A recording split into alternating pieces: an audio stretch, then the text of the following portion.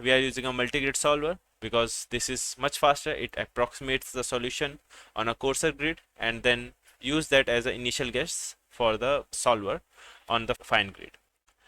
We have to set which solver we are going to use. So we are going to use a simple foam solver, and our end time is 2000 and our delta t is 1.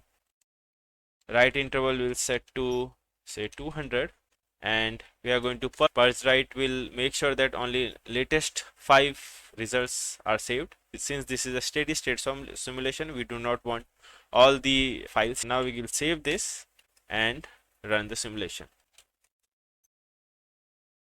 We have to write the transport model here, which is Newtonian. We had a spelling mistake, so make sure you do not make spelling mistakes, otherwise this won't be able to find the file. In the Newt we have a missing value. We have to define a value. Here we have also learned that if there are some errors, then how to fix them. So remember that since we have copied everything from pressure, so therefore we have a unit problem.